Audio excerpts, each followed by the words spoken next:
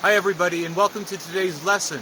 The learning target for today is you are going to create your very own allegory. Why are you going to make an allegory today? Well, the answer is very simple. You will appreciate more the power of the allegory if you make one yourself. So what is an allegory? Let me remind you.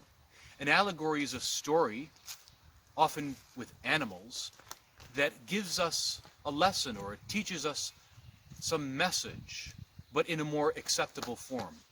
You'll remember that in 9th grade you read Animal Farm, and that was an allegory for what was going on in the Soviet Union with Joseph Stalin.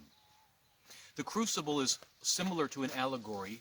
Okay, it doesn't employ animals, but it is teaching us a lesson about the McCarthy trials, but in a more acceptable and more palatable form. Now, why do authors use allegories? Well, first of all, allegories are powerful. Arthur Miller used an allegory in The Crucible because at the time he was writing, in the 1950s, his message would have been pretty unpopular and pretty controversial because he was writing against the work of Senator Joseph McCarthy. So this is why Miller used the allegory. Remember, from 9th grade, Orwell used the allegory for Animal Farm because at the time many people thought that Stalin was maybe not such a bad guy.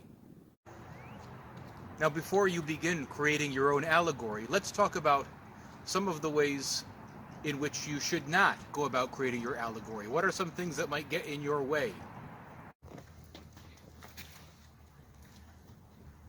One thing that might get in your way is sitting around and waiting for the muses to inspire you. That's what the ancient Greeks did. Here is the muse of literature, dance, and the poetry muse. Sorry, but they're not going to help you. Another thing we're not going to do as you create your own allegory today is kind of just look out the window and wait for some inspiration, like this poor guy back here behind me is doing. As you can see, just looking out the window never got anybody anywhere. The writer F. Scott Fitzgerald, who wrote The Great Gatsby, swore that drinking booze helped him in his creativity. But I think, my personal opinion is he was really exaggerating the case. Nobody ever wrote anything good under the influence of booze and illicit drugs.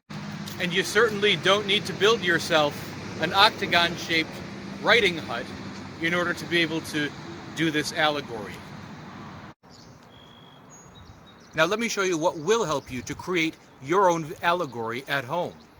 I'm going to be providing you with a graphic organizer that you'll fill out and then send back to me once you're done. And you'll find that creating your own allegory at home is as easy as learning to brush your teeth or to tie your shoes. I'm going to take away all the mystery and the mystique surrounding it.